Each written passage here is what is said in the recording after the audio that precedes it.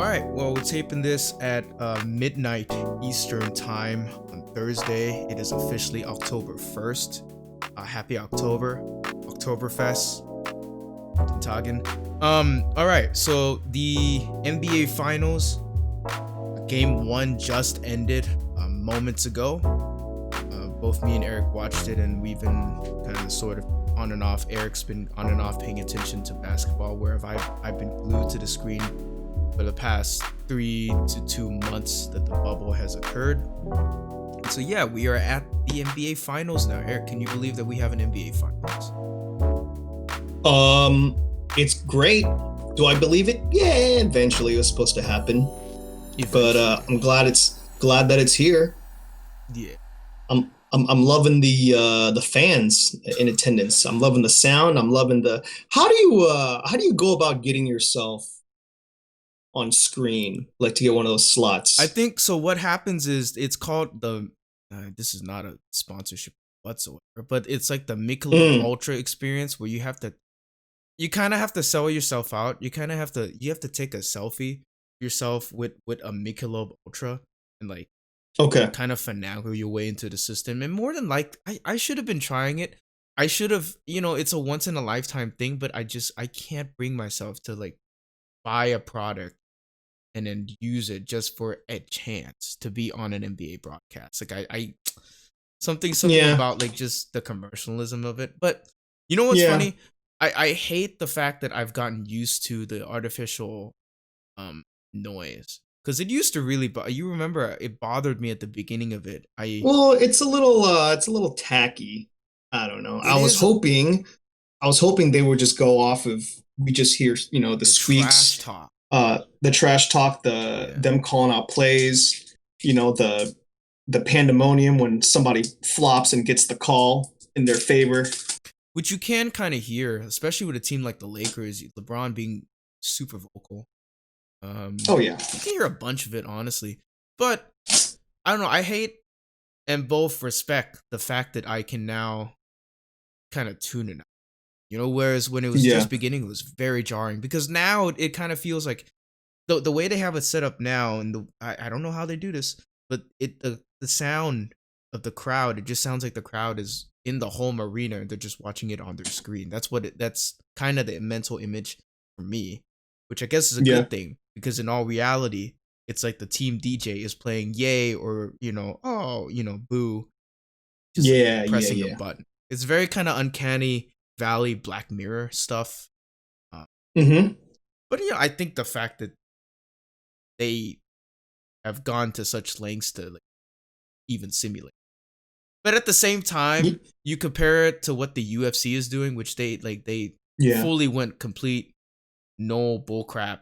We're just gonna show it as it is out the crowd, and it's a completely different experience. That's what I wanted the NBA to be. At least I think every organized televised sport right now needs to give a little credit to the UFC as well, because they were the first to do it. They were the first. Yeah. Let's not forget. They were the first. Before we get into it, talk about speaking of cringe in an empty crowd. Or whatnot. Have you seen? I know where you're going. I know. Really? Where am I going? The president stuff. No. Okay. No. I'm not gonna. Come on, dude. That's never going to be a podcast topic. Come on now. I don't have the qualifications. Not between the two. Yeah, me neither. Go. I'm sorry. Absolutely not. We should just Hey, the debates were entertaining though. That's It's about all we're gonna say. Dude, yeah. I don't know. First, look. No. This is seriously the last thing I'm gonna say. Because after I watched it, I remember it said the first debate, and I'm like, wait a minute. There's more. They do more than one. Let's go. And it got, at least I'm gonna have some popcorn. Bad. Yeah. Apparently, it got so bad that they're reframing how the debates are gonna work. They're gonna add new rules to it. And Did you see Joe Rogan? 70 years. I haven't seen Joe Rogan yet. What do you say? No, because this might have been a rumor, but it was rumored that Trump actually wanted Joe Rogan to be the moderator. And then Joe Rogan. No way. Oh yeah, that was a huge deal. I mean, we can only dream. But last night, Joe Rogan, after the debate was over, he posted on Instagram. He said the only person that can moderate this debate is Big John McCarthy. You know, the referee, the Yeah. UFC referee. Oh, dude. Oh my god, But you just got me on a yeah. tangent. You just got me thinking, man. That would be a godsend. That just the internet would win on so many different levels if Joe Yeah. Rogan was a moderator for. Are you kidding me? But let's come on. I mean, presidential election and all these things have their Hey rules. man, And if we're gonna go down that route, I mean, I'm not saying anything about what they said because they really said nothing. But the idea is, mm, okay, there's no crowd. All right, Joe Rogan's down in Texas. Why not just have the two presidents show up to his studio and sit directly in front of each other? let's Okay. just I mean, okay. Last question for dude. you in that regard. Would you rather see that you have to only choose one of the two that I'm proposing for you? Okay, would you rather see that a presidential debate, Joe Rogan format, Joe Rogan Uh-huh. on his podcast, or Stephen A. Smith and LeBron James sitting in the same, or fuck Michael Jordan with Joe Oh, Rogan? You got to choose one.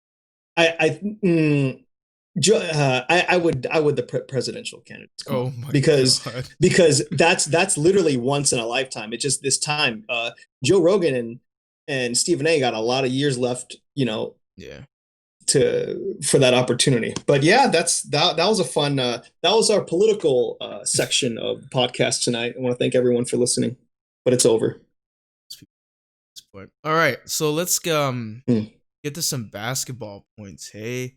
Or just the game ended and it was we had talking earlier, it was basically done within the second quarter. Yeah. Man, I honestly think if Denver had succeeded, if Denver had somehow beat the Lakers, I think Yeah.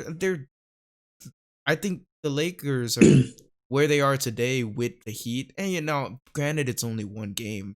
Um and it remains to be seen what happens with Butler and his injury, and then Bam Adebayo with his injury. He went into the locker room and didn't come out. Oh, dude, the Heat players were dropping as the minutes went on.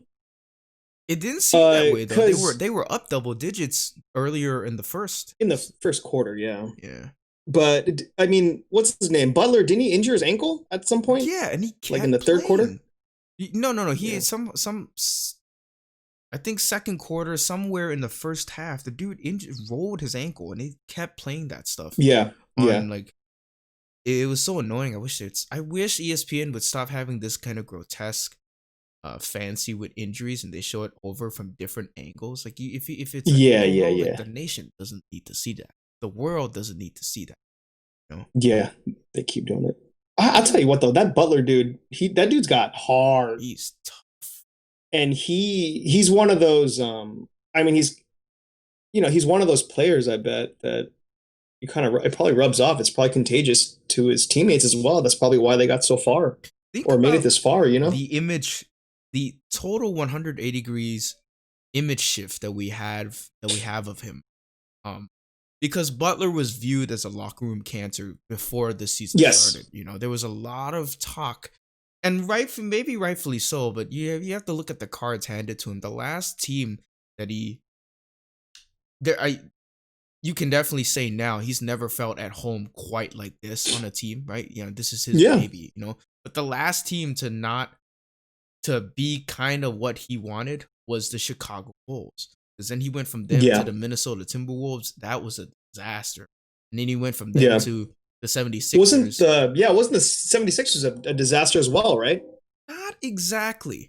They weren't a disaster in the fact that they didn't have, potential and dogs and,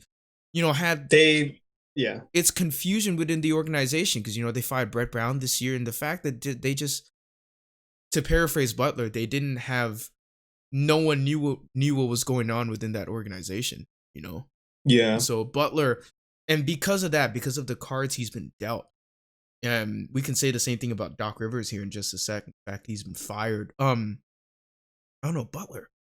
Just the fact that he, has had bad hands dealt to him, not really having a good situation or whatnot. It tends to happen to a lot of players, but fast forward to today, we have a totally different vision of, Yeah, and he's probably the exact same person, Yeah, he's the exact same. He's. I heard it described today on a certain media analyst take that Jimmy Butler is not a superstar player, but he has superstar intangibles. Yeah.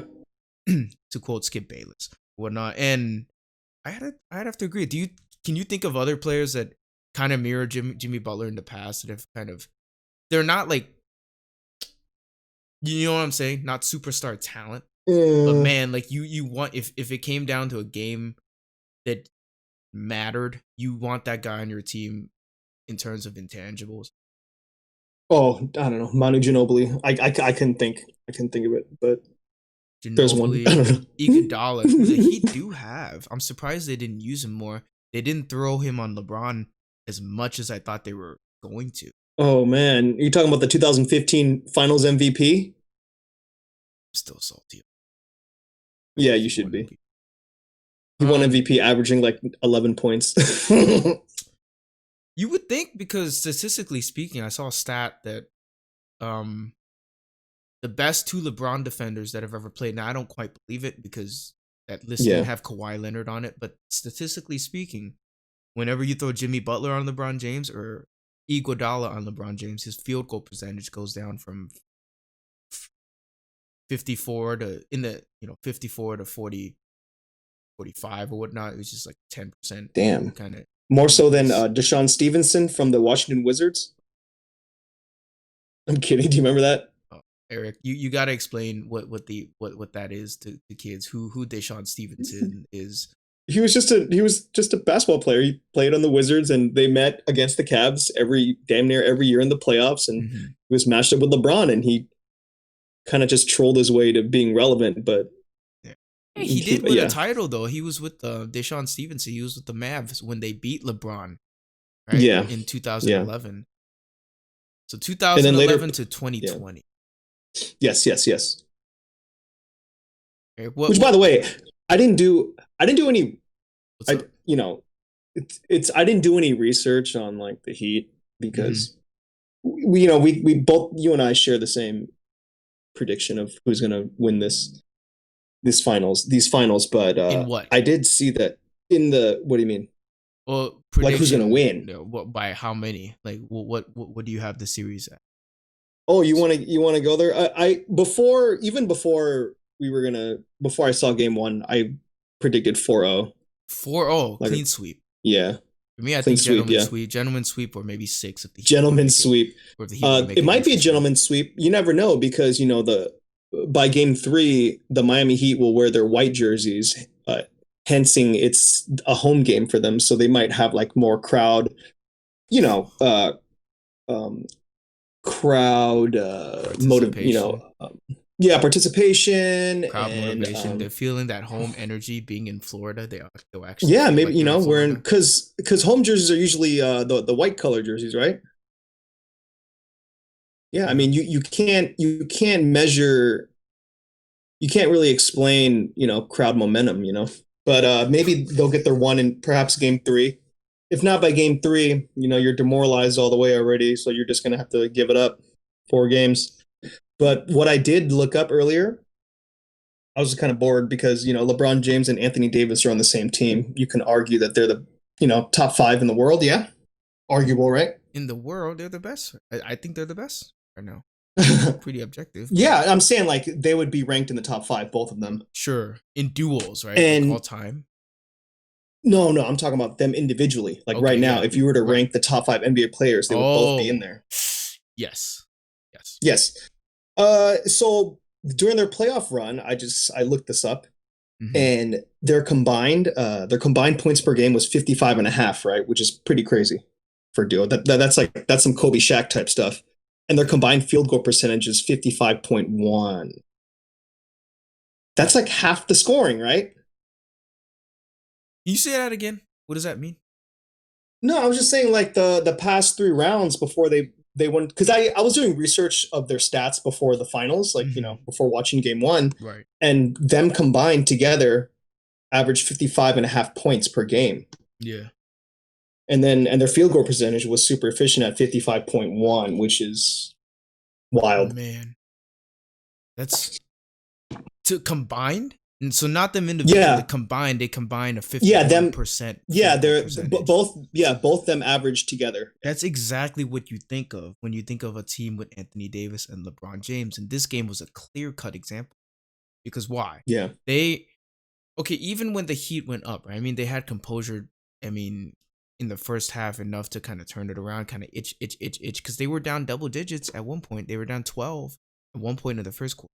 At one point, yeah. But also, in game four, when did LeBron go to the finals for the first time? Was that 2007? Yeah, against the Spurs. Yeah, I mean, in game four, when they were down 3-0, the Cavs were up like 20-2 to the Spurs, and then they ended up losing game four in a sweep. But oh no, it's hard to gauge. It's hard to gauge in the early parts of the game because you can just, any team can go on any run, and then just the better. I guess it's to me. I'm also whenever I watch. I'm such a sucker for basketball, man. I love it all, and the fact that it's the NBA Finals to me, like the magnitude of the moment. For me, like the magnitude of the NBA Finals is a real thing. Like every point counts. So a 12-point lead in the first quarter of the NBA Finals. That think about mentally what some people are thinking, or maybe I don't know if the players are thinking it, but a weaker minded fan like me is thinking a weaker minded if they do this for like 2 or 3 more quarters, guess what? You're 3 games away from a title. As infallible and as far off as that may seem, because we've just done the first game, but any type of lead in an NBA final situation, let alone game 7, it's like, that's pretty big. And the fact that they somehow, maybe they were clicking because they were hot to start off. Butler had some deep mid-range shots. Tyler Hero was scoring. Speaking of which, Tyler Hero. He's got some cojones on him, huh? He kind of, I spoke with a friend of mine and we went back and forth on this. He kind of, it's not just because he's in a Miami Heat jersey, but he's reminding me a little bit of a Ray Allen. Just how smooth his game. Yes. Ray Allen, I know Ray Allen was a lot more athletic. Not a lot more, but like more athletic. He was kind of like Jordan-esque. I wouldn't say that. I think Tyler Hero seems more agile with the ball. Like can create better on his own. You're saying Ray Allen wasn't? When Ray not Allen as far as creating his own shot. I don't remember him being that. I remember him being a great catch and shoot player. Maybe on the Bucks he did more so. Yeah, I'm more so did the whole Bucks, creating on his own. On the Heat, he's a catch and shoot player, which is what Tyler Hero is now. Yeah. But the combined package and the fact that this is Tyler Hero's first year in the playoffs. Yeah. And let it be known again, he didn't make the all rookie team or first rookie team. Whoever. Wait, seriously? Oh, no. Well, he made probably the second team. I don't even know why they have an all rookie second team. Like no one is going to remember anyone from the all rookie second team. Eric Pascal made it. He may have made the first one. I don't know. Pascal. Eric Siakam? Pascal. No, Pascal? Eric Pascal of the Warriors. Jeez, Eric. Oh, jeez, yeah. James, this is the first time I've seen an NBA game that wasn't a Warriors game in 10 years, dude. Yeah, but Tyler Hero, you just think about it. Where would the Heat be without him? Where? Would they be in the finals without? I don't think so. That's crazy. You're telling me a rookie debatable edition, a rookie that wasn't even supposed to. Did he start?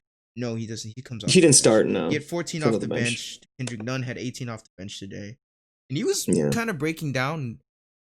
He wasn't breaking down, but he was kind of chipping away into the lead towards the end of the game. You saw LeBron kind of go off on KCP a few times. Which LeBron? That might, there's a list. There's probably a good highlight compilation of dunks and points that didn't count. That didn't count? Oh yeah, there's one on YouTube. There's some really good ones. Yeah, dunks. You have to wonder how many times LeBron has made that list or MJ has made that list. Man. Oh yeah, no. Surprisingly, MJ not so much. It's just it's kind of all scattered as far as players. But if you're talking about that dunk that LeBron James did earlier, my word. I look at that. You know, we were having that conversation earlier this year or 2 or 3 Yeah, months ago, saying that his head doesn't quite go above the rim anymore.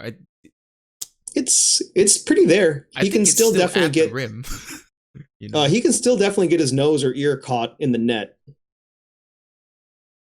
I saw that, and even my Um, roommate, who's a notorious LeBron kind of, he calls it watching the WNBA finals just because he hates LeBron that much. Yeah, oh jeez. he kind of damned out at it. But no, going back to the game, the one thing that's been consistent for me with the Lakers, at least, Yeah. and this was also prevalent with the Denver series, is the fact that no team, and I don't know if the Clippers would have really changed this. We can argue now. Yeah. The Lakers on the glass are exactly who you thought they were gonna be. On paper. Because in Yeah. this game they out rebounded the Heat 54-36. 54 Good lord. rebounds to Yeah. 36 total. You know, Yeah. Granted, they had more turnovers. They had 12 turnovers and the Heat had 8. And they also went to the paint more. The Lakers were 25 of 27 from the line, whereas Miami was 11 of 14. They just, you know,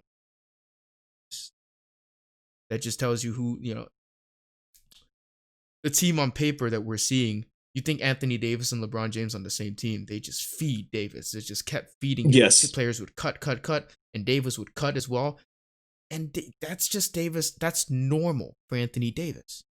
Yeah. He didn't have a really spectacular game or anything. That's just Anthony Davis doing Anthony Davis things. LeBron James didn't really have he had I mean, he was an assist shy from a triple double again. 25, 13, and 9. 9. Yeah, I mean, but by all intents and purposes, it wasn't like, isn't that weird?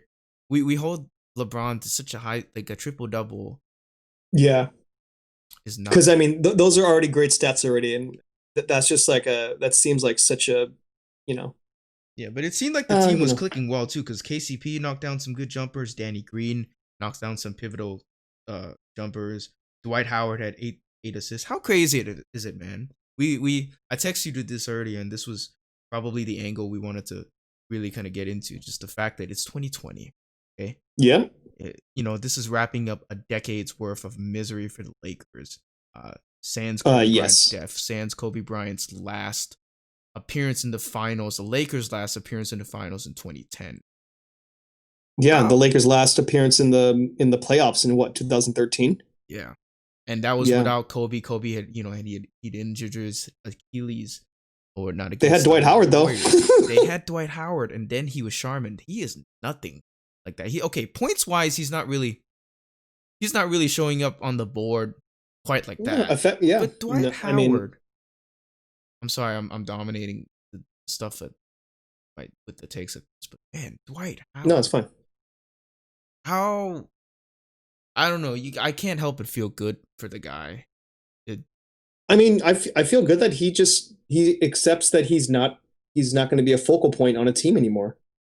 Yeah, it took like 6 teams in between the Lakers for the second time in the Magic for him to realize that. He got over. Yeah, he went from the who he bounced to the Rockets to the to the Rockets. Wizards was, I think, the most recent. Yeah, he played for Charlotte. Remember? Oh my, yeah. Played for Charlotte, and I think there was one more that I can't think of. Oh man, yeah. It's just great when someone like that buys in. And by the way, he himself looks fantastic for what is physically. 15, yeah, I mean, he's looked years. Yeah, this is the best he's looked since his like maybe second or third year with Orlando. When he was the consistent defensive player of the year, all buff and stuff. But the way he played, it messed up his back. Yeah, I was about to ask you that. So you look at the way he played before. He was he felt like he was trying to mimic Shaq in the way that he, used his shoulder and back, and you can really see now the difference, the transformation he's made, and that has to have taken a lot of work from him just to kind of mold his body. He almost, truth be told, he looks like a power forward now. He's not really a center. He doesn't really have that center big build that he used to have, you know. Yeah. And he, you know, he's had issues with his shoulder before. Now it looks like his shoulders. Yeah, his shoulder, his back aspect of his game. You know? Yeah, he's kind of coming to his own. No, definitely identity on the Lakers, and man. But yeah, it's just that point where you're like, look, I'm just, you know, if you want to win a like, I think it was even with Washington, or any of the other teams, he was just like, I just want to win a championship, but it's just his play. Oh, by the way, the team that we forgot to mention, it was the first time he went to the Lakers. First time. Yeah. Lakers. There's so many optics from that. Oh, shoot, never mind. Oh, yeah, wait. Yeah, that's right. The Lakers now have two big men. Yeah, our boy McGee didn't even get in the game. Did he play? He didn't play.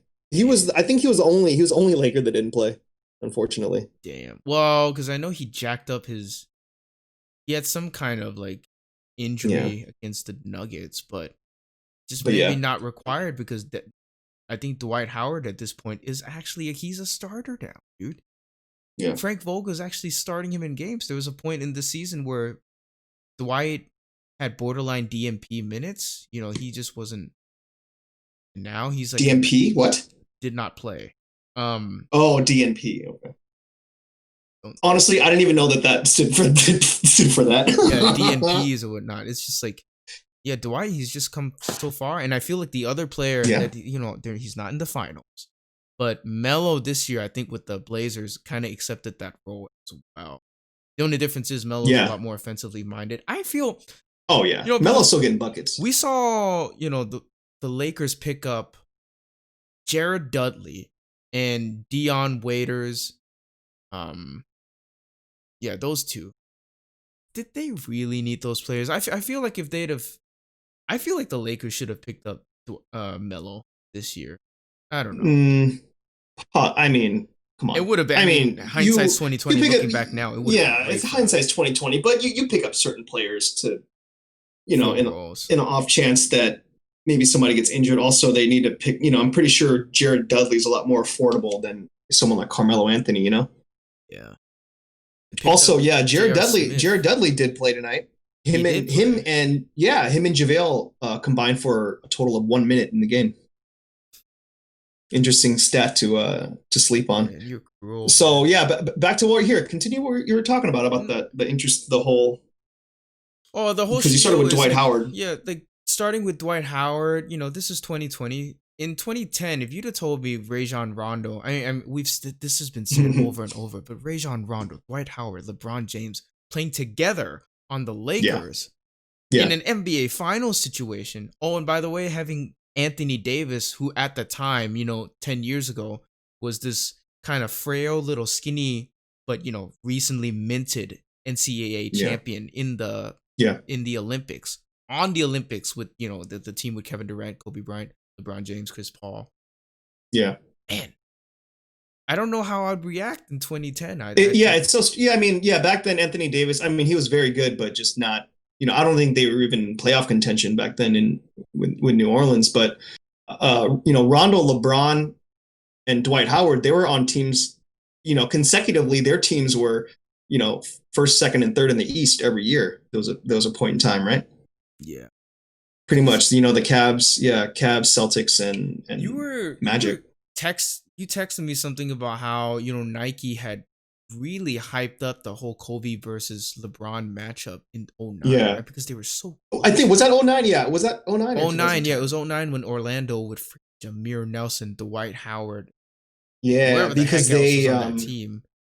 Yeah, Nike had those commercials with the LeBron and the puppets. They were actually hilarious. They were really good. Yeah.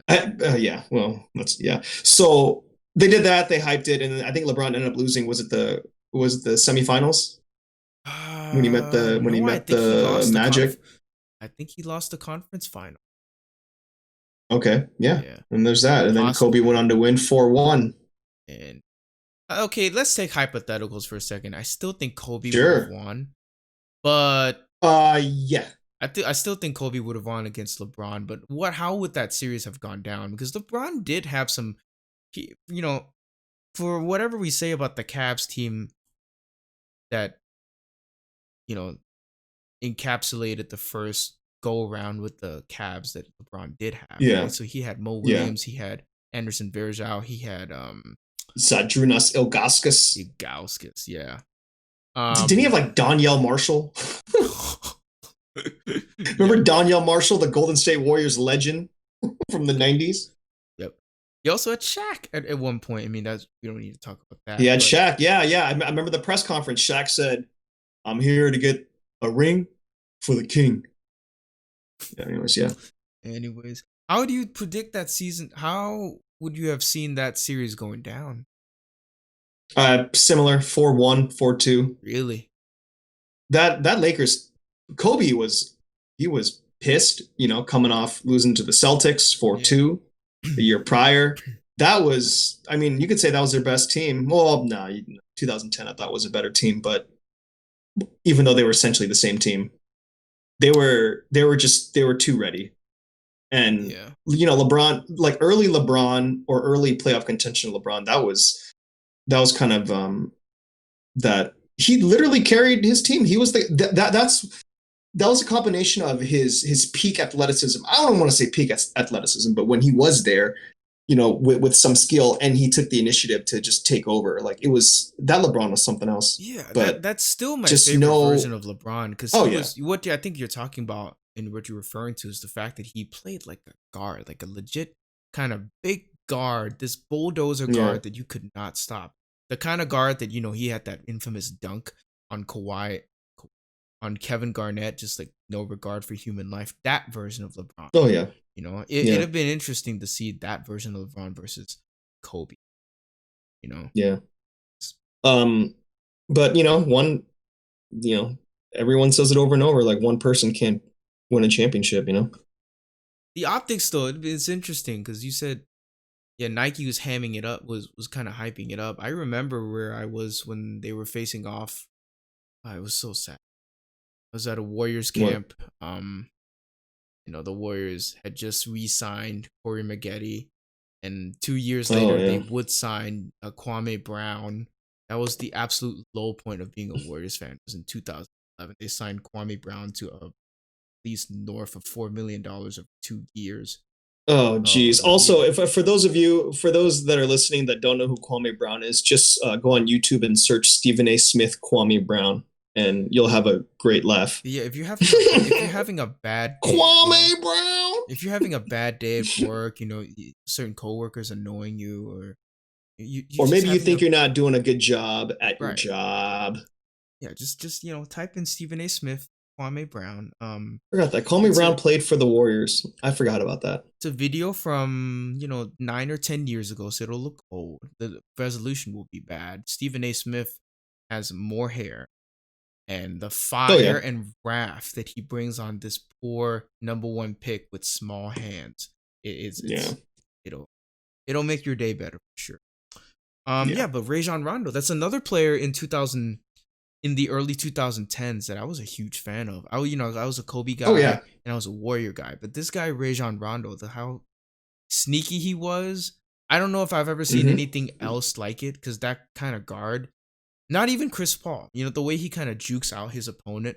He'll have those famous, I don't know if it's called the Rajon Rondo pump, but he'll he'll drive into the lane, pretend to go up, and then I don't know. Yeah, get the player to jump and whatnot. Yeah, he's very crafty. He was good, good floor facilitator, they call it. He had the sickest behind the back passes, or kind of over the shoulder passes.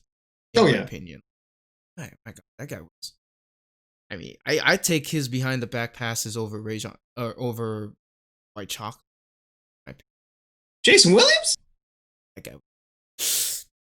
Maybe not. Jason Williams was a little too good behind the back. Yeah, I mean Rondo's also had a more he's had a longer, more consistent career.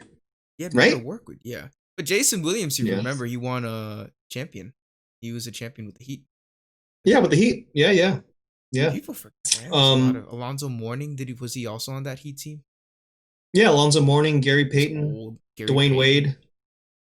So speaking of which, wait, do we hit all the points with Howard, Yeah, LeBron, and Rondo? yeah, just the fact that Okay. the As optics of yeah, them, like them three encapsulating a totally different period of the NBA. That, here they are in 2020, still around, still kicking yeah, young butt. That's literally what's yeah. happening right now. Dude, yeah, and speaking of that Heat team, that championship Heat team, another person you need to mention that's, in that same circle of people Oh, that's do been not there say for all of Udonis it. Haslam. Our boy Udonis Haslam with I the did mic, who's not. still on the Was mic. he If on the you floor think today or no? Was he no, even he on did the? not play. Is he even? Yeah, you think you're confused, James? You think you're confused seeing all this? Imagine being Udonis Haslam, been loyal, been on the Heat all these years, probably taken what is it called, the Pay veteran cuts on pay minimum, cuts. Yeah. pay cuts on pay cuts because he's just loyal to this Miami Heat establishment. He might set the record for longest tenure with the same coach. I know he won't. It's just a joke, but and he's over here just watching like LeBron. I'm really in the finals against LeBron James, Again. Um. and he teamed up what would have been a power team, 8 to 10 years ago with Dwight Howard and Rajon Rondo. Like, excuse me, Anthony Davis. What is this? You Yeah. know? Anthony Davis, I think, aside from Zion Williamson, and it still remains to be seen what that guy's gonna do. But Yeah. in the last 10 years, can you really say there's been a consensus number one pick aside from Anthony Davis? Wait, what do you mean? Like, Like just like a no brainer. like a no absolute no brainer. Like in the In past how long? In the past what? in 10 years, because that's Oh, in roughly ten how years. long Davis has been in the league. Roughly Yeah, he was 9 to 10 there. years, I mean, maybe in a year or two we can say Zion. maybe perhaps. Luca Perhaps, hands yeah. down should have been number one draft pick. That DeAndre Ayton taking number one over him. But I don't even know who that is, but I mean, I don't know wait, who anybody is. you Who know is that? who? Who You know got who? taken number one? DeAndre Ayton. He was a center out of. Yeah, he was a He got center drafted number and one when? with the Phoenix Suns. He was drafted in the same year Luka Doncic was, I think. And what is he doing now? Well, he's still decent. I mean the Oh, okay, okay. I mean the Phoenix Suns didn't lose a single game in the bubble, so they might be Yeah. coming next year with Devin Booker. Look, If Devin Booker all these, doesn't yeah, Devin these Booker teams or doesn't steal whatnot, definitely. I mean, Lakers get it done. Like, if there's a time to get it done, it's now. now. All the other teams, older dudes, get it done now because Luca is scary. Yeah. The Warriors still Um, have some gusto left in them. Like this year's gonna be a yeah, dogfight for that title, even more so than this year. The Clippers are gonna yeah. come back hungrier, It's what's starting to bother me. Yes, the Clippers and Lakers would have been a more phenomenal. competitive. Oh, of course, it would have been more competitive and whatnot. Yeah. I'm just sick of this narrative of like, well, What yeah, the could have Lakers been? made it because they didn't play the Clippers. Of course, the Lakers are going to make the finals or they're going to win now. It's like, yeah, also the Clippers were like, what were they missing? They weren't missing anything. There were They no weren't injuries, right? missing Weren't anything. they? Were they Yes. not at full power? They were at full power, and so they couldn't make it to the dance. Like this is not an accident. I mean, it's an accident Yeah. on their part. Like the Clippers took themselves out of it. And so what we saw as a result was we can touch on this we can touch on this Yeah. now. How do you feel about Doc Rivers getting fired? Oh, we're I gonna feel that. like he Ooh. was a scapegoat. Um, Could and be. Yeah, it could be. Also, when you're on, it goes with any pro teams. No matter how long you've been there or how consecutively good, because the Clippers, yes, they're consecutively what 50 wins since with Doc. Would you say yeah, like around 50 yeah, wins?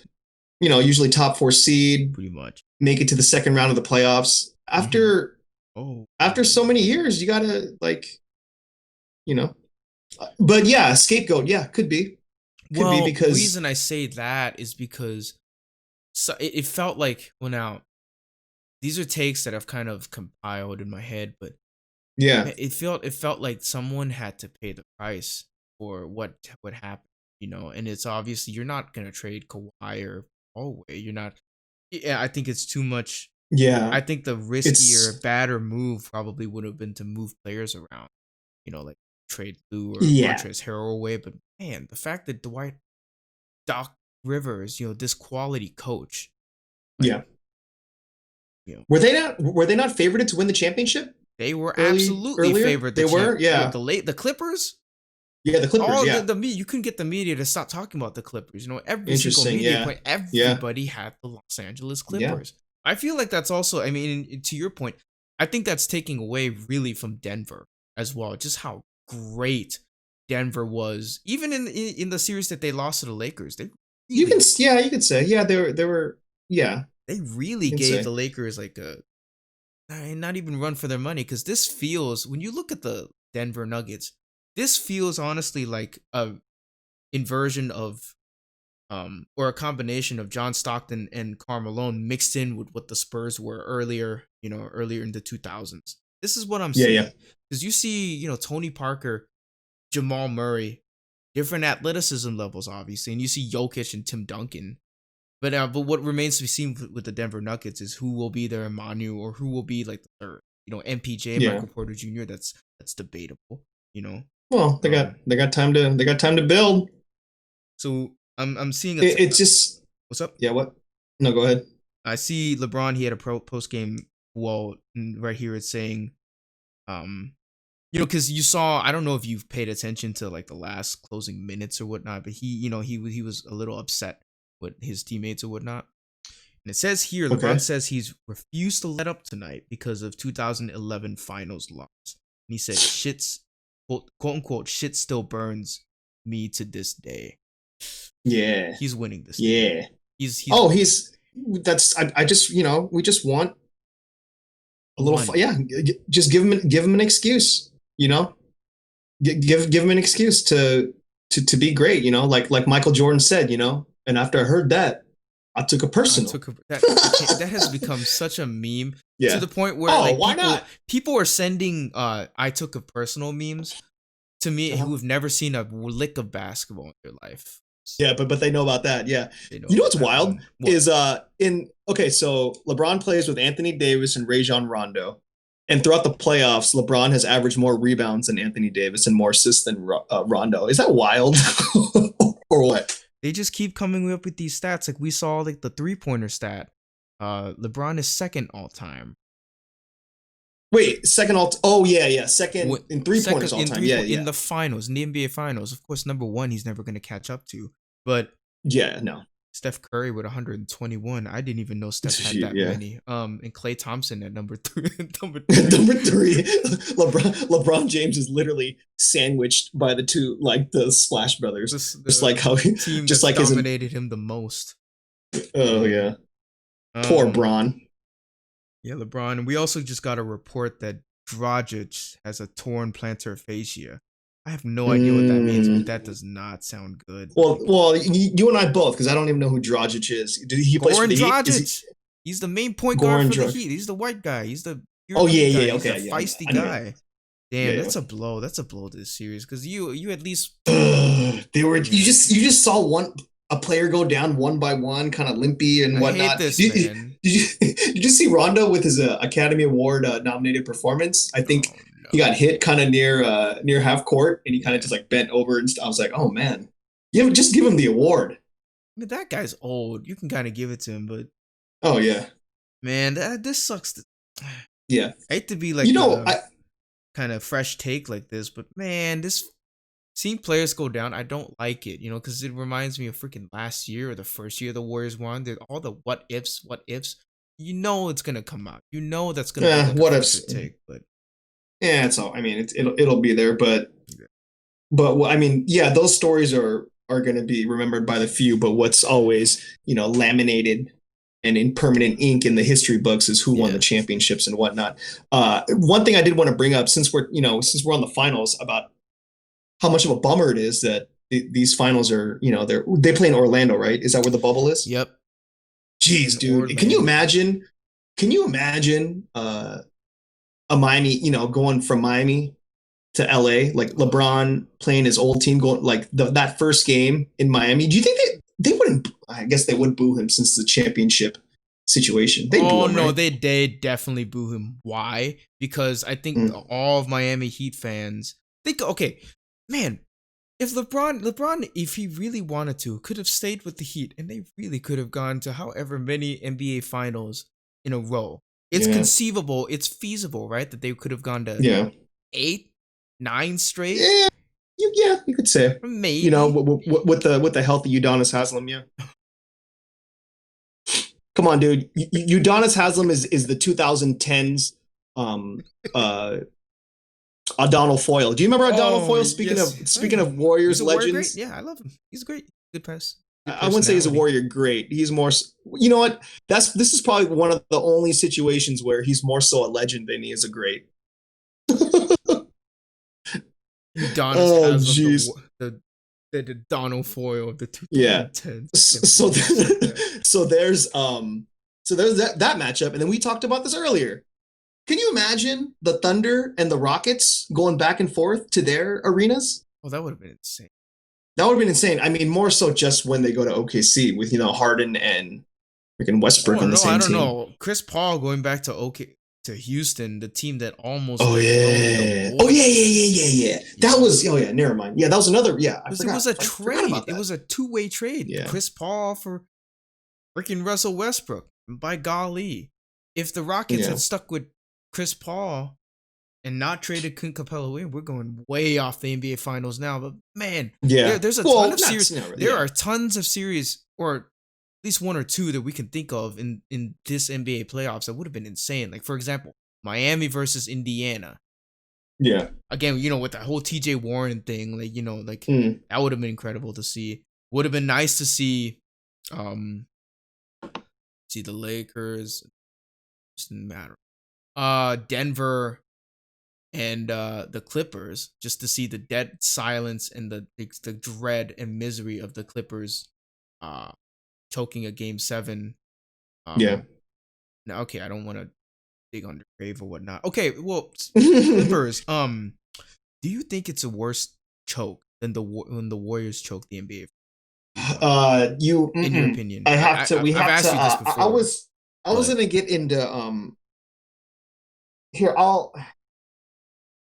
don't want to make this such a long answer, but that's make it a long answer. Go the distance, man. No, I'm not gonna go. I don't even know. Okay, is this a worse choke? I'm gonna say worse choke than the NBA Finals. Than the Warriors. Okay, the Clippers and the Warriors, they are on a similar. They're similar because they were probably heavily favored to win the finals, right, or win the championship. So they're kind of on that. It's just it kind of takes away from it. The Clippers lost in the second round. The Warriors, they lost game 7 of the second round, where the Warriors gave up that lead on in the finals. Losing game 7 in the finals in Oakland. Where we don't even know who was the home team for the Clippers. I'm kidding. I'm not going to make jokes about that. I was going to say who's the home team in the Clippers in the game 7. That was a little different. There was the 2016 Warriors was a historical season. Yeah, really intense because Klay people say today, like the Klay Thompson game 6 against OKC, when they stormed back, that game might be the most influential game of 2010s. Because if that, they go down the whole rabbit hole, players get traded, this and that. Kevin Durant doesn't leave OKC, shift the power, right?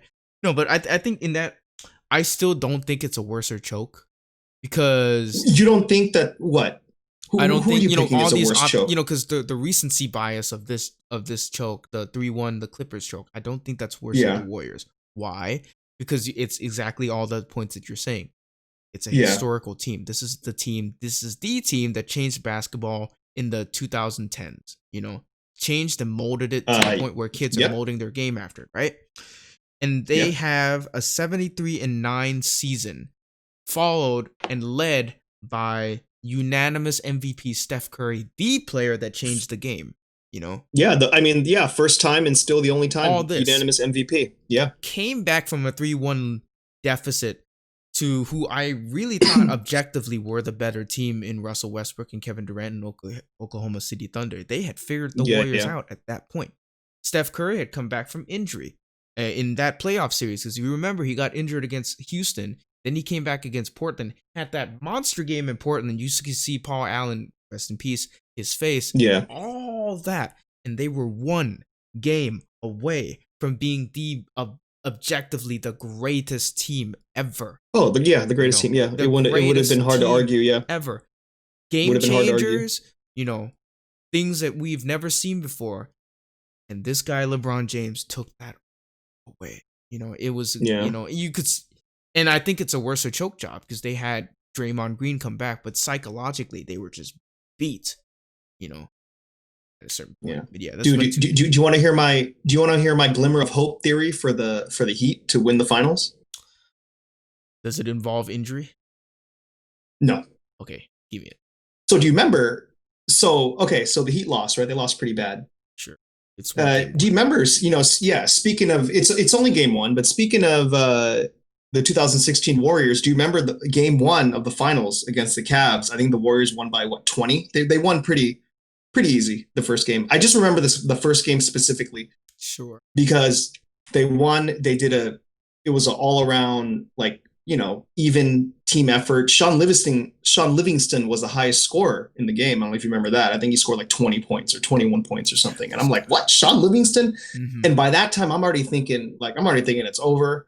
I'm thinking, dang, Sean Livingston might win finals MVP. Of course not. That's going to happen. Yeah. I remember there was a meme that came out. Because 2016 had there was a bunch of like notable celebrity deaths or whatnot, but it was a meme, it was a comedic meme of like the stairway to heaven. Yeah. And it showed, Prince, who passed away that season. And remember Harambe, the gorilla? Harambe was up there just welcoming him in. And then it had for him this year. Yeah. And then it had a casket going up with the Cavaliers symbol on it. That was after game one of the finals. Yeah. Yeah. So yeah, that's my theory. Happen, but my gosh, just the odds. No. Talk about having the odds stacked against you, because that. Yeah. I still think it was early even then. I mean, we felt so different about the Warriors. The Warriors had given, especially because you take their regular season matchups then. The Heat and the Lakers, there's no way to gauge it, even with both teams fully healthy, which they aren't unfortunately anymore, right? But the Warriors and Cavs then. The difference being, the Warriors had given no indication that the Cavs could defeat them. They beat them in a Christmas game. They beat them heavily in a regular season game. It was the game that Steph kind of shoved LeBron off of him, had a 3-pointer, and they beat them by 30 in Cleveland. Psychologically, they were beat. It's just one or two things that happened in that 7-game series that changed the narrative of the NBA forever. Yeah, that's the thing that I don't. Now, we're comparing the Heat and the Lakers. It would have been cooler, I think, honestly, to see the Celtics, but at the same time, like the Heat just dismantled or didn't dismantle. Look, like it was series. 6 games. The finals. Look, the story. The stories were already there. It was already set up. It's either LeBron goes against Celtics, his former team. His former team. Not only his former team, but he's like Pat Riley is still a part of the Miami Heat organization. I was about to say that. You mentioned Pat Riley. The reason they would have booed him to extent, because I think all Heat fans feel what Pat Riley feels, is that this could have been a dynastic. You say, remember Bron saying not 1, not 2, not 3, not 4, not 5. It really could have been that for the Miami Heat. And so you take that away from Pat Riley, who's like the alpha dog of winning in the NBA, in basketball. Yeah. And that would have been incredible, just to see the back. Yeah, but what you can argue or counter with that is you could take a sentimental counter with saying, will LeBron return home because he promised Cleveland a championship? Yeah. While we're on the hypotheticals, do you think if Kevin Durant, if the Brooklyn Nets somehow got matched up with the Golden State Warriors next year, you think the Bay Area would boo him? If it's the NBA Finals, you got to do it, right? It's I think. Geez, I hope not, but I kind of hope so. In the finals? In the finals. You're talking about that first game back. Also, I think they're gonna boo no matter what. No matter what they've done for the organization, but also definitely don't boo him to motivate him even more. There's nothing more frightening than facing Kevin Garnett. No, I'm sorry, Kevin Durant. My word. Yeah, Kevin Durant. It's not he's fair. The only other player. Kevin Durant. You know, after Kobe retired, Kevin Durant kind of replaced him as that guy that if he's playing your team, you kind of feel it with LeBron if it's game 7, but this guy Kevin Durant, man, anytime he has the ball and he's shooting it, and if it's the closing minutes of the game, you feel like you start to have the because in your chest, kind of the same way Kobe did. He's so tall, and the way he shoots, it's like almost not like anyone in his position or like who plays his position that's guarding him. You don't really have a chance to block it. So that shot is really up to Kevin Durant being consistent and using proper technique to make whether if he wants to make the shot or not, or whether if he does make the shot or not. The only player that has remotely any chance, and we're gonna get to see these battles next year, is Giannis. Giannis versus KD. KD with the Brooklyn Nets. You know, that's gonna be interesting. Yeah, but I mean, what if it's Giannis with the Golden State Warriors, baby? That's not gonna happen. You can dream, but I feel like it'll be more Joel Embiid, or if they draft, they're probably gonna draft Wiseman and develop him properly. You know, because you know, I think if the Warriors are looking at this series right now between the Heat and the Lakers, they look at Bam Adebayo, what he's been. Yeah. This is his second or third year. This is the player he is. If you develop right, you know, you can get a Jokic, you can get a you know. All right, dude. Well, I'm sorry. What are you getting at next? Because I had a few. You had a few more. No, I was gonna kind of maybe transition to MMA, but yeah, no. Okay. You seem to. Before we do that, I got a few. Yeah, I got some basketball. It'll kind of evolve. It's only 3, but it'll evolve from the finals to just overall whatnot. Okay, so. I think you already went through this, huh? I was gonna ask you if the Heat really does stand a chance. What are the key components of them to making it possible to beat the Lakers? Yeah. You know, you didn't. Maybe just like kind of try to. Oh, okay. Well, I mean, I thought you might have gone through that. Okay. Well, barring injury, right? And this is we're still yet to hear back from whether Bam, can come back. Because they're gonna need him. With Goran out now that I know he's out, it's just like, okay, so what are the intangibles? Well, I don't know if you caught my silver lining, but maybe in the sense that the Lakers, this playoff series and this whole playoffs, they've never truly been tested. You know, maybe they were tested a little bit against the Nuggets, but look at 4-1, 4-1, 4-1. You know, and for the Miami Heat to really, maybe they have to get into the Lakers psyche somehow, and how they're gonna do that is be even more physical than they were today. Double down on what made them great and what made them persevere in the East and out of the Eastern Conference in the first place. To me, is they're gonna have to get way better defensively. They're gonna have to stop leaving Anthony. They're gonna either double, choose to double AD or double Bron, but then they're gonna have to find ways to transition off of that once they make those passes. Because Bron, if you double him, guess what? He's gonna find the open man. He's got that panoramic. Yeah. Other than that, make it tough. But your shooting percentage has Duncan Robinson and Tyler Hero have to be big, and I mean big. Like Jay Crowder has to be big. And I don't know. Maybe it resorts to them going to the bench a little bit. Maybe getting Myers Leonard in the game, and maybe he can kind of counter the aggression that Dwight Howard is bringing. But I don't see it because Miami Heat. They do. Do they have a fighter's chance? I think so. Just because you have a team with Jimmy Butler on it, you have a team with Bam Adebayo, coached by Eric Spoelstra. That's the other. I think that would be my glimmer of hope right there. Is Eric Spoelstra, because Eric Spoelstra is. I mean, by all intents and purposes, I think he's a better coach than Frank. But Spoelstra knows and has coached LeBron. So my one glimmer of hope there is that he can, if anybody in this league, if any coach, if there are coaches in this league that can outmaneuver LeBron or have the possibility of doing it, it's Eric Spoelstra. And just the coaching decisions that he makes down the stretch. So that's my answer. Okay. How about this? you think whoever wins the championship, do you think there's going to be an asterisk, like a emotional asterisk next to that championship because the season was shortened via COVID? It wasn't a full season. Do you think there's going to be somewhat of an asterisk? Like, I'm obviously not an asterisk in the history books, but like Sure. maybe like through journalists or whatnot. Not as if journalists' like yeah, the hot opinions take matter review, to the right? players. It, Yeah, it naturally will, but it's so.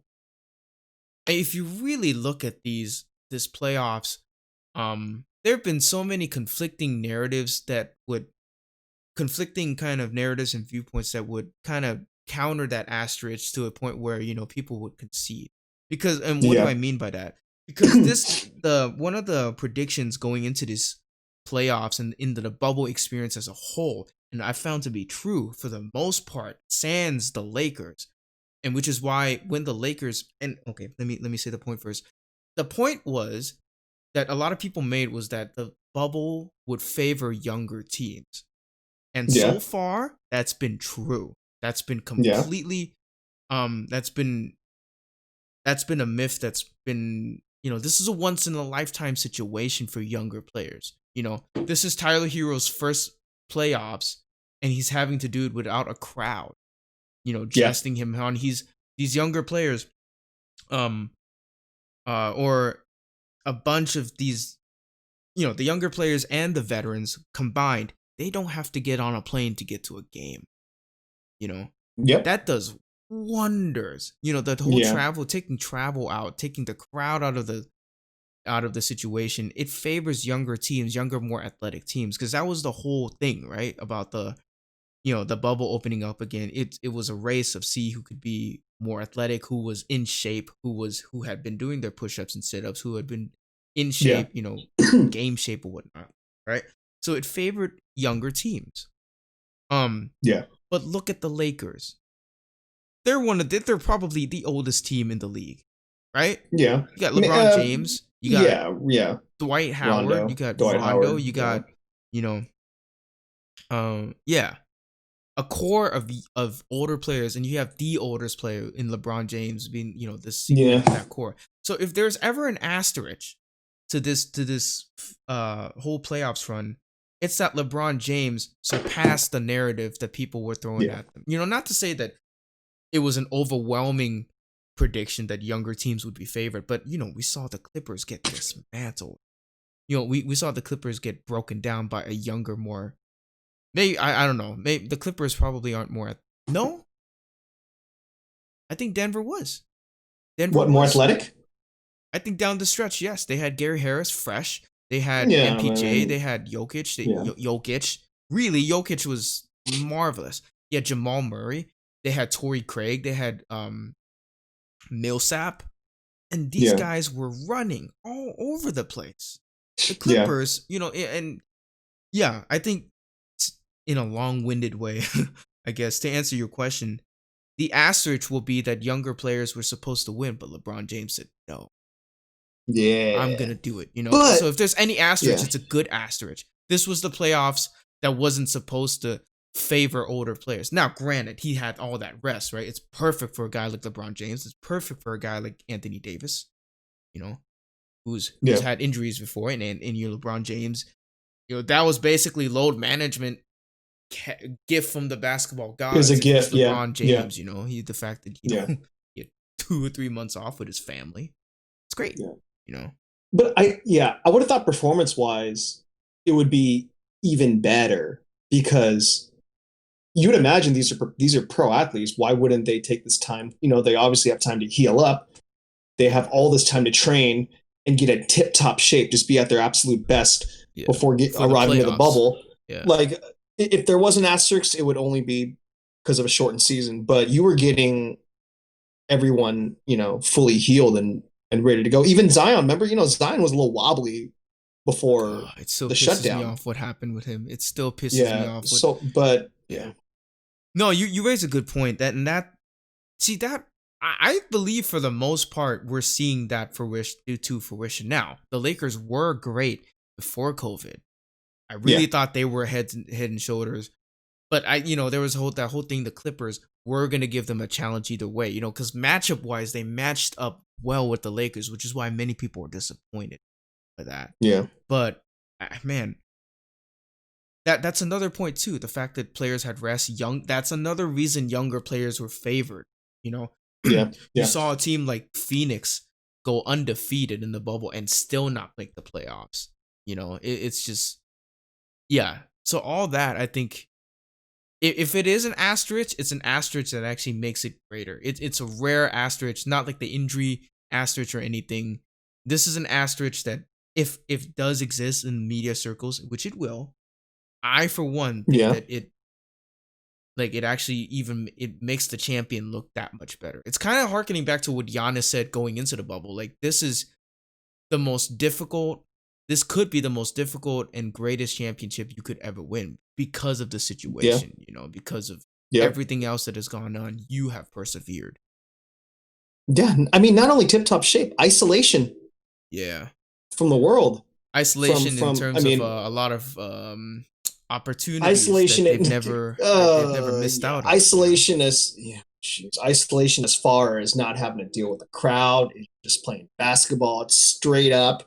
And some players just couldn't. You learned that they needed that travel and the other opportunities in other cities in the country. Yeah, probably. Yeah, that's what we were saying before too. Is the fact that this is a giant AAU tournament, basically. Yeah. Yeah. With the greatest players in the world. Yeah. And maybe more so why it favors the younger players, because the younger players they're just there for the first time. They don't know where the clubs are. They don't know where to get the where the party's at. Where the older players know where to go, and that's why maybe if I was a rookie, like, are you kidding me? Disney World, like, and I get to play basketball. I'm getting paid to do this. It's interesting now. We have this image of Rondo now. You remember he broke his finger, right? Going into he had to sit out 6 weeks of the bubble for a little bit. And it was kind of karma. No, the internet kind of deemed it as karma because he had an Instagram post like of Disney World or whatnot, like of his room or whatnot. He was like Motel 6 hun or whatnot, and then he broke his finger shortly afterward. Now he's just like kicking ass. Oh geez, yeah, dude. I didn't know that he broke his finger. I honestly, dude, I didn't watch a game until Game 7 of the Clippers Nuggets. Where I text you about it, and then the only thing I knew about the bubble was I watched a few of JaVale McGee's little vlogs. Video, vlogs. Yeah, those are great in my opinion. Him and Matisse Thybulle. Yeah, just seeing how it looks like the food has evolved. It didn't look good at first. I'll tell you that. Yeah. All right, dude. How about this? Here's the last one about basketball. Sure. So how much closer does a 4th ring add to LeBron James's resume as far as putting him closer to being the greatest of all time? In that conversation, obviously he's not going to be.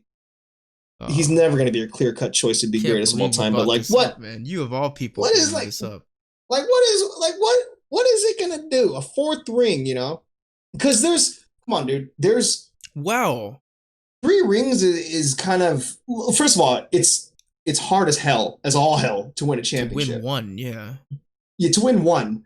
But 1, 2, I think 4. Once you're at 4, that's like a different atmosphere. I see what you're saying. Of championship. You know what I mean? Yes, because if the Warriors were to do it, that would put them in a different, like, that would kind of. Yeah. The Warriors are the best team in the they're the dynasty of the 2010s. But if they were to get that, I think a 4th is just 4. Yeah. Well, especially for LeBron, because he'd be the first player to be Finals MVP for 3 different teams. First off,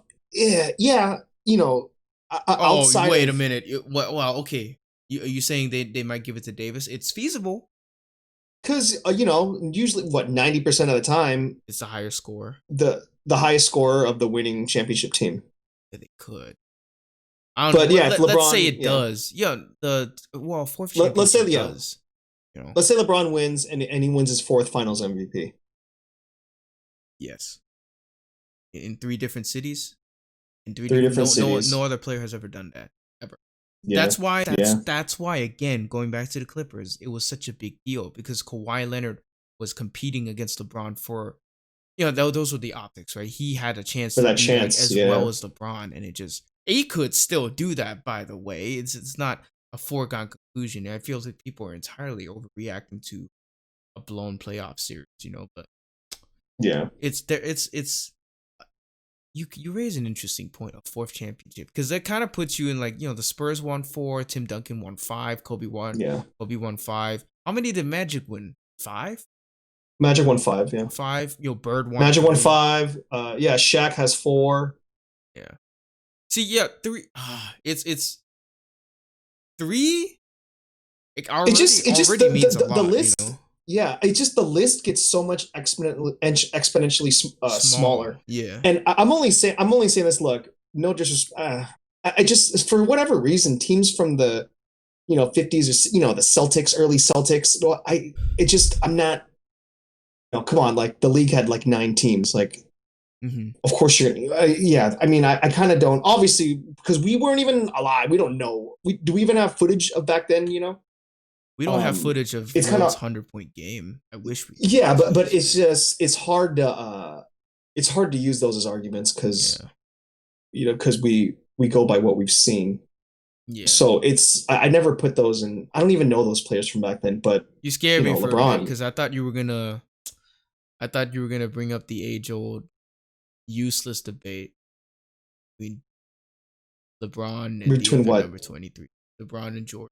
It's like, oh no, and that's why when I asked you, I said LeBron will never be a clear-cut greatest of all time. But where will this put him? Like, who can he surpass in conversation? What will make it? Will it make it much easier? I think this kind of puts him ahead. Honest, this might put him ahead of Magic Johnson, probably. Yeah.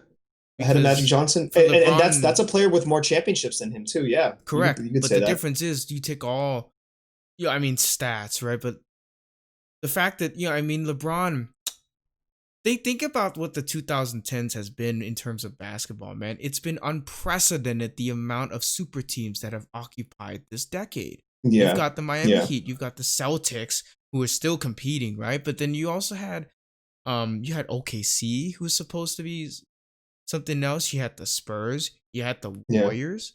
That's what? 1, 2, 3, 4. That's at least 4. Well, you can't say super all of which LeBron had to go up against at a certain point, and you had the super team in the Warriors. Just like at every turn, the Warriors, where LeBron looked over his shoulder, he had 4 Hall of Famers coming at him. That's an unprecedented. 4. Yeah. You think Draymond Green's gonna be a Hall of Fame? Oh, actually, hell yeah. Yeah.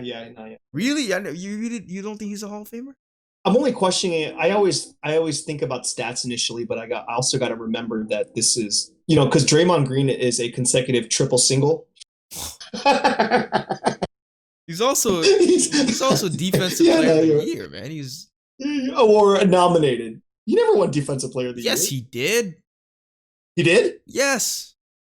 Draymond Green won. No. Draymond Green won defensive player of the year. Yeah, I can't believe you don't remember this. No, dude. You don't believe? Who do you think won it over defensive player of the year? He beat up Kawhi Leonard one year. He beat up Kawhi Leonard for defensive player of the year in 2017. Yes. Oh, this dude. Okay, jeez, I should probably shut up now. I'm sure he's a consistent all defensive first team. Okay, look, he's a triple single. I just wanted to say triple single because Charles Barkley said it once in a post show. It was like, he got a triple single. Oh, not the two of them are so cute together. It's so funny. Yeah. No, but I keep forgetting that championships are heavily weighed in these debates and conversations of being Hall of Famers. Okay, you think Iggy's gonna be a Hall of Famer? Jeez, I don't, man. Years down the line, maybe, like not like first year. Ballot. First ballot means like the first year you're available, right, or eligible. Yeah, well, Steph's definitely. I think Steph is. Probably. Easy. Yeah. You think Clay is a Hall of Famer, but probably not for first ballot. Yeah, but dude, the Hall of Fame is a Hall of Fame, dude. Yeah. Hall of Fame is a Hall of Fame. Last my point, while we're still on basketball, I was talking with the family yesterday, and I asked. Yes.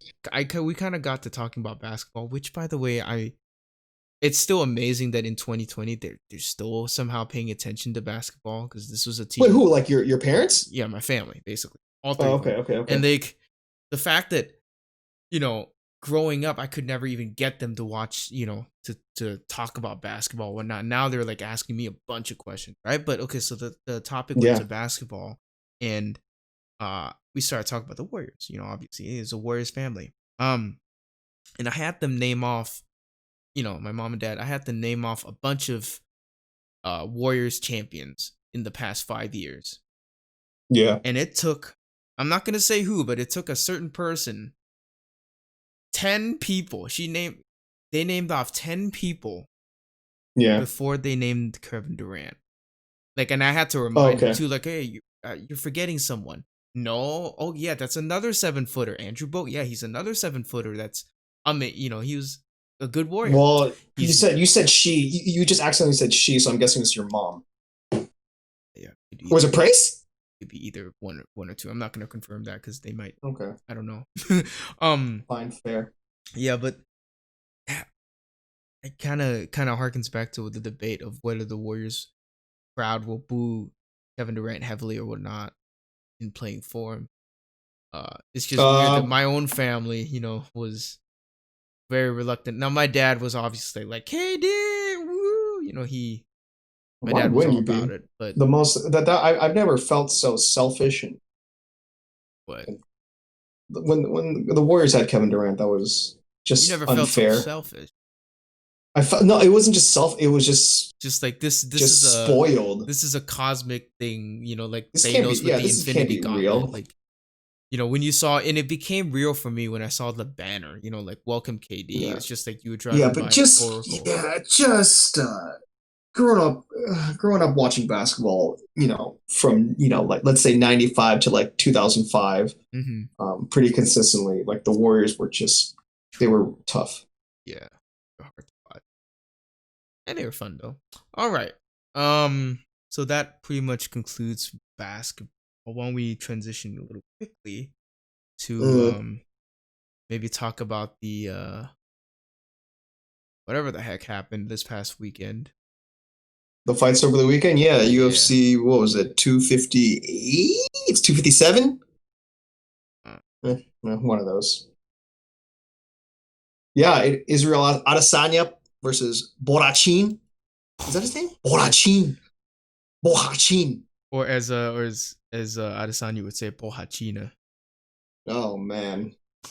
Yeah. UFC 253, Adesanya defeats Paulo Oh shoot, Costa 253. by round 2 TKO. Um, well, before we, I guess we can talk about it right away. But I'm Yeah. freaking Jan. I'm so glad Jan Blachowicz won. I don't know. Really? You kind of called it out before the fight even began. The fact that the both of them, either party was gonna talk and bring John Jones up. I just wish they Well, hadn't. no, I didn't think that I didn't think that Jan was gonna bring it up. I just thought Dominic I was Reyes. just I If was just kind of if there was any excitement, and mm-hmm, you know how I felt about that because there was no excitement sure. on my part at least about this fight. It's just the light heavy. You're having a new champion that is a champion that isn't named John Jones or Daniel Cormier since Yeah. 2010. It's been what 10 years, Mm-hmm. and this is your opportunity to start all over. In a way, like just bring a wave of talent. Yeah. I just wasn't expecting Jan Blachowicz to Bring up call John out the champ. But Jones. yeah, I'll yeah, we can get into that. But why were you happy for him? I don't know. It's because I mean, Dominic there's Reyes. obvious reasons. Yeah, Reyes was. I feel like had Reyes won, he would have hammed up the John Jones thing even more. I think Jan Blachowicz just did it out of like after winning, kind of like the relief, like but he didn't really like. I don't know if he meant it in a disrespectful way, like Reyes would, And so maybe it's kind of hindsight 2020, but yeah, Reyes I think had this kind of cocky aura about him going into the fight, whereas Jan Blachowicz. yeah. That knockout he had against Luke Rockhold, I think still kind of freaks me out. The way Luke's Oh yeah, head jerked back, and this guy was, yeah. and Blachowicz is a work. That guy's a piece of work.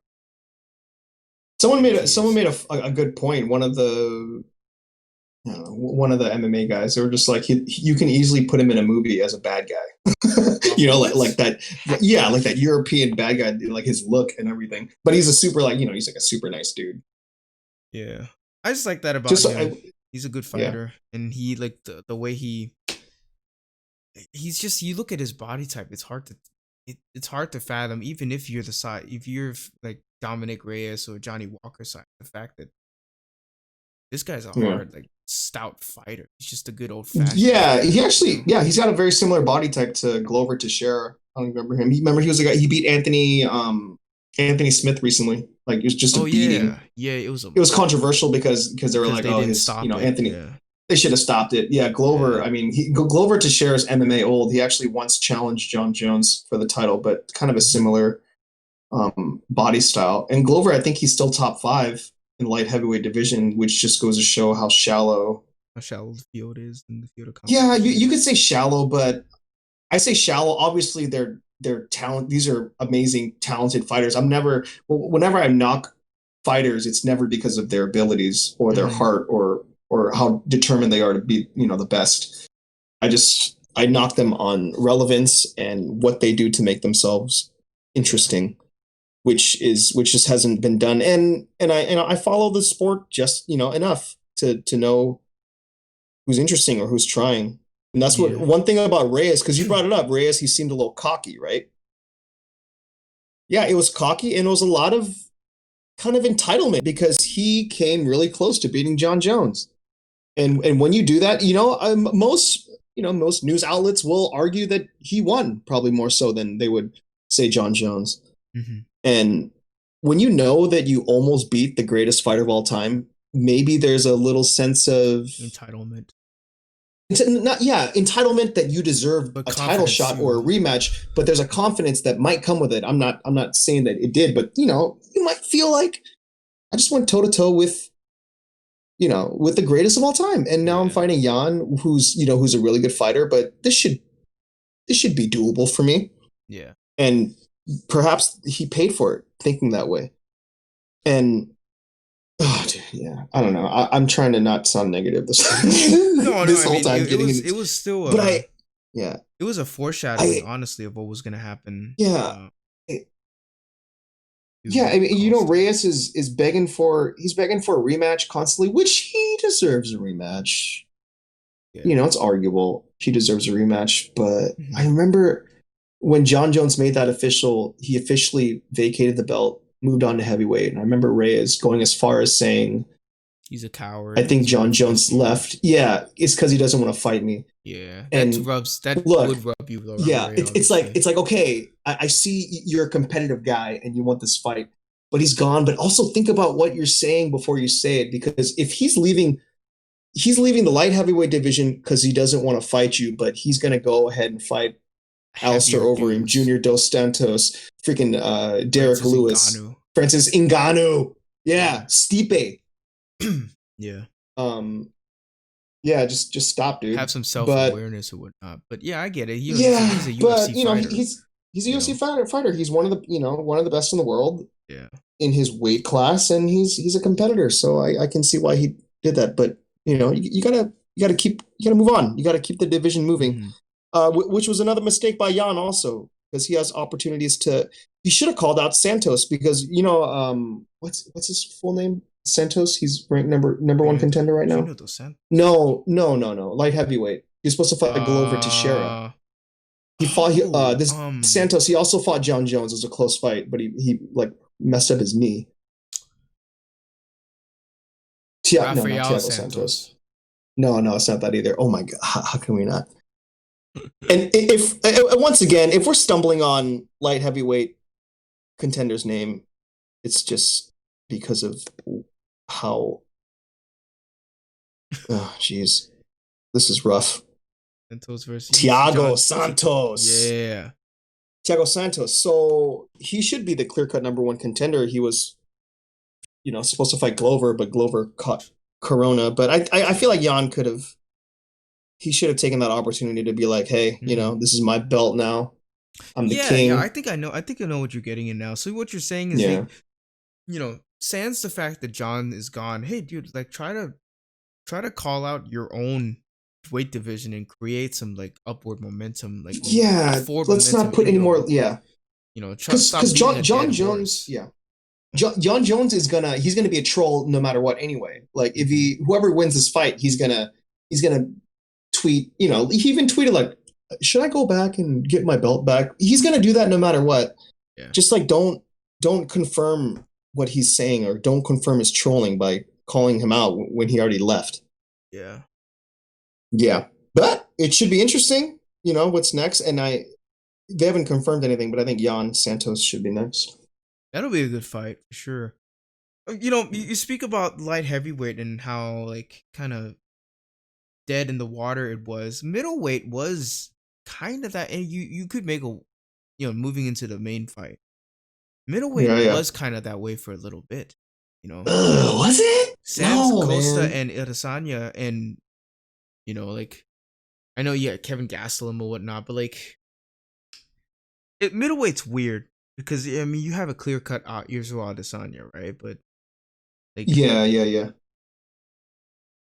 unlike welterweight where you had like top two or like at least four really interesting contenders, right? Like middleweight, can you honestly say like outside of Adesanya and possibly I can't even put Costa up there, you know, maybe, you know, well we can't now after that. Yeah.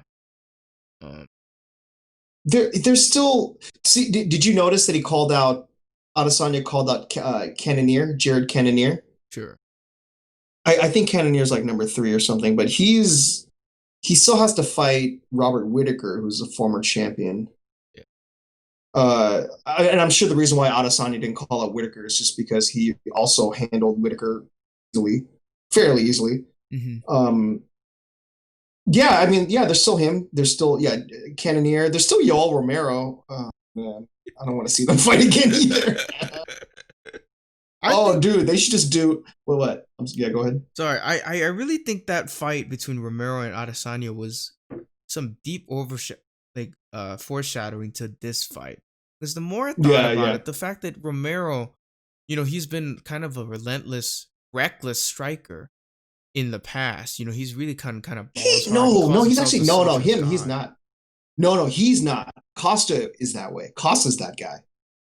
I know, but the whole fight between him and Romero kind of gave the whole MMA world, it put the MMA world on notice, saying like, oh hey, like this style, it's fun and it's, you know, it's captivating, and in certain ways it gave me a totally different perception of Romero. Well, like you could argue that similar.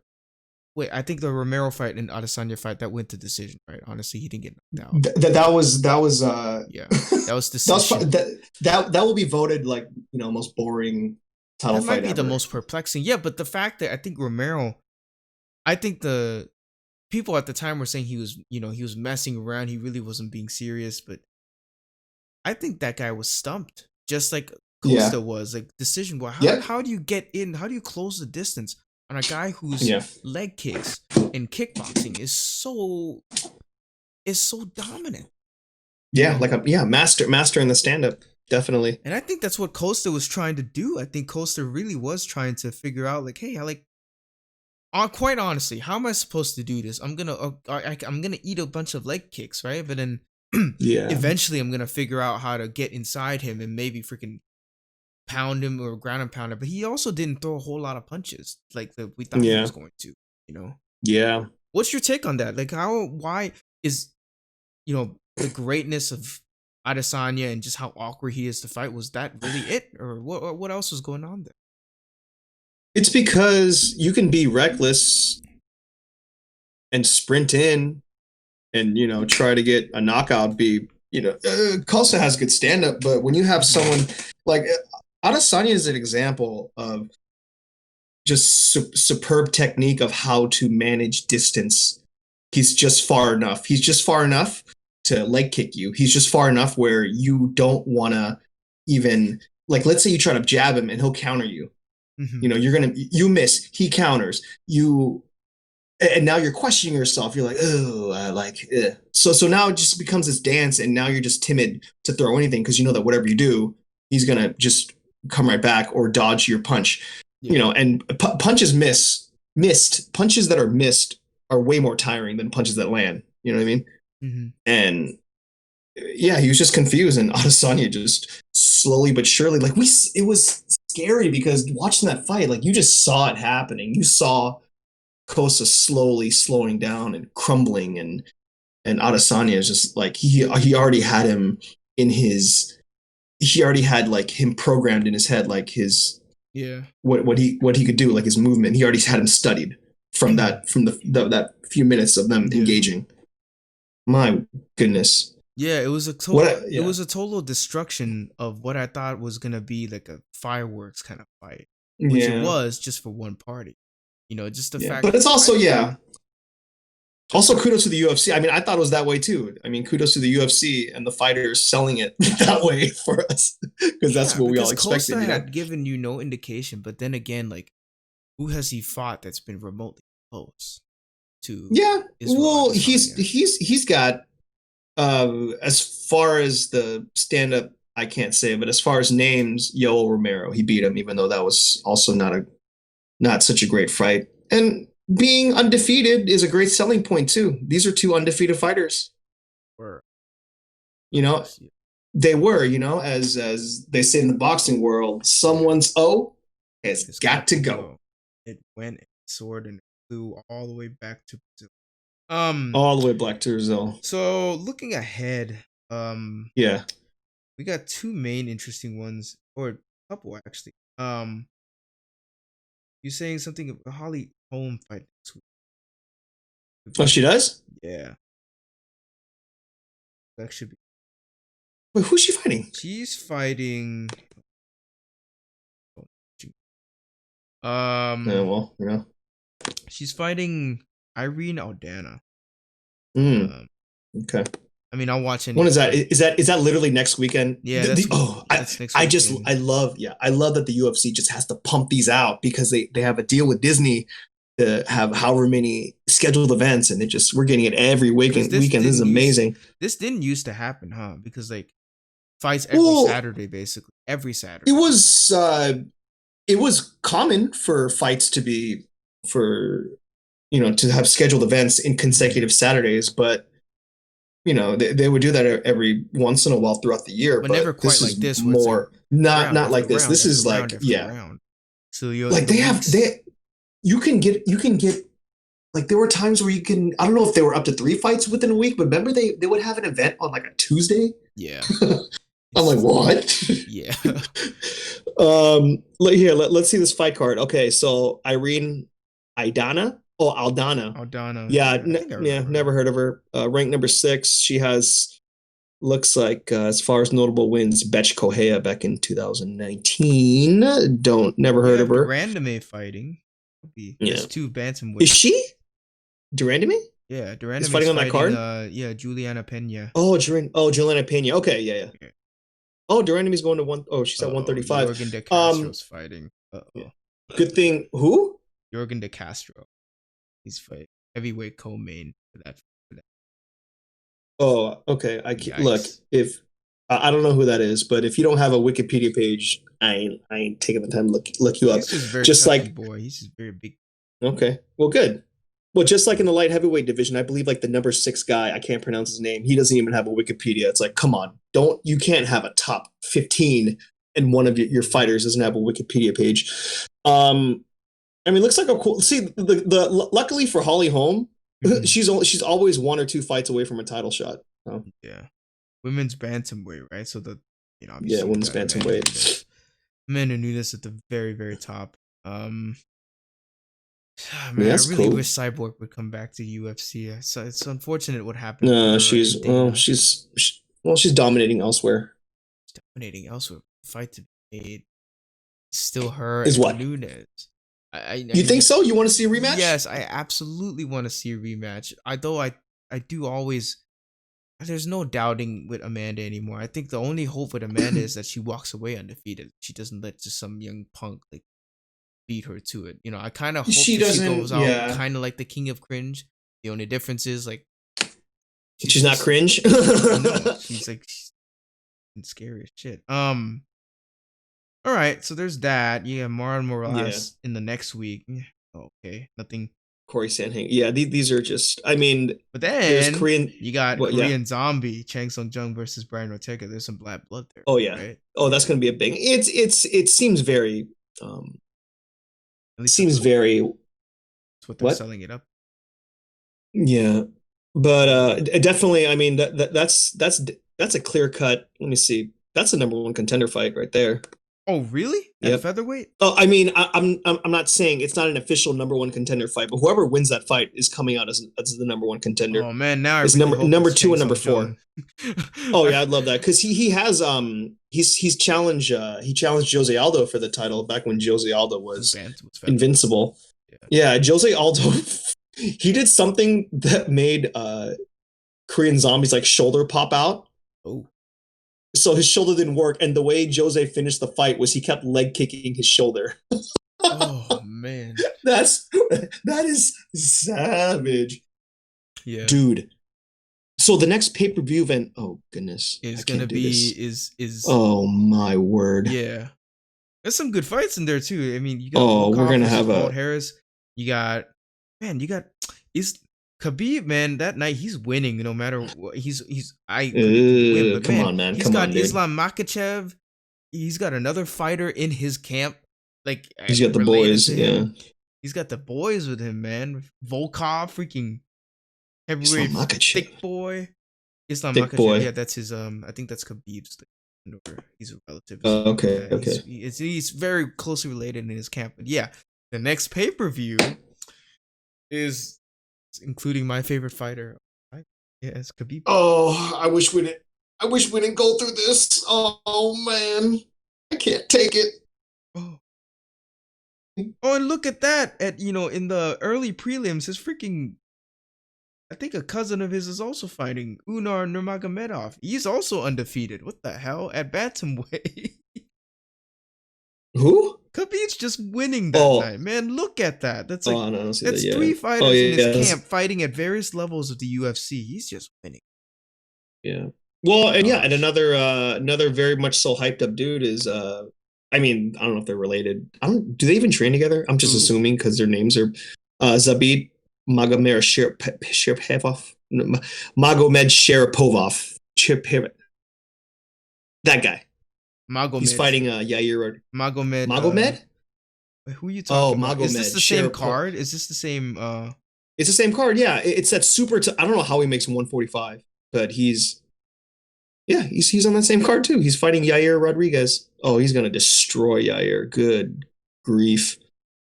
I'm not seeing it. This is UFC 254.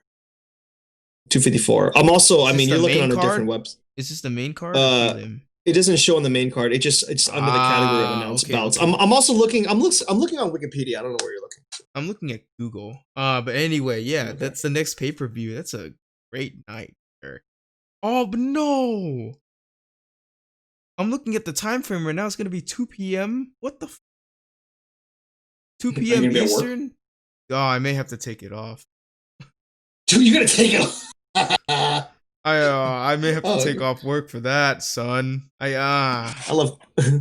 I hate. Or I may I don't know if I can MMA fight pass it, or I can MMA share it at this point. But I may have to take it off. Shit, But MMA share. They're up. They're usually up and running maybe like a few hours after the fight's over.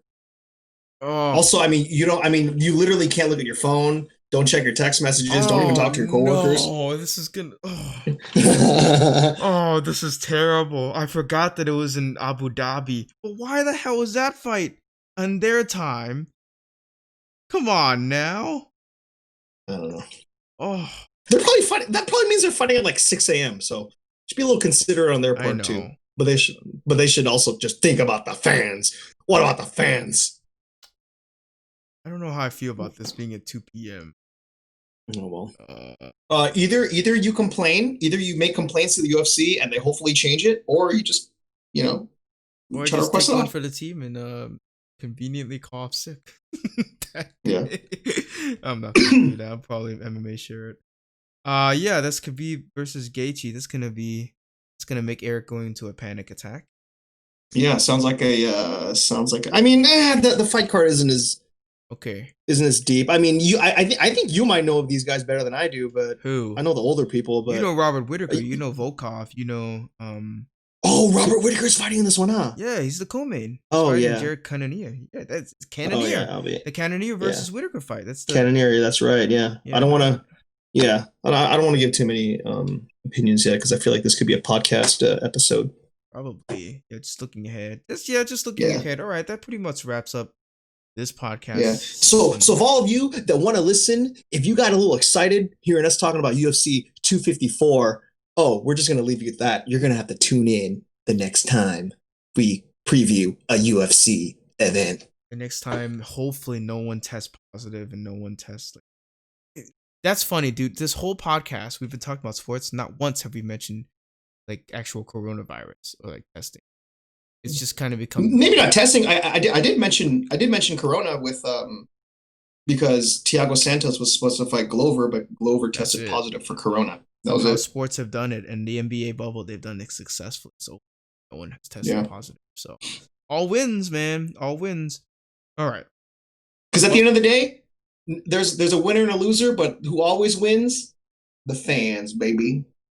The fans. We're winning today. All right, guys. It's been the Crunchy Take podcast for today. Be sure to tune in. This will probably air Thursday if you're listening at this point. But yeah, there's another one coming out fairly soon, and I'm excited to have another interesting guest on. That's for sure. But that's been the Crunchy Take podcast. Thanks for listening, and tune in next time. Peace out, guys. Peace.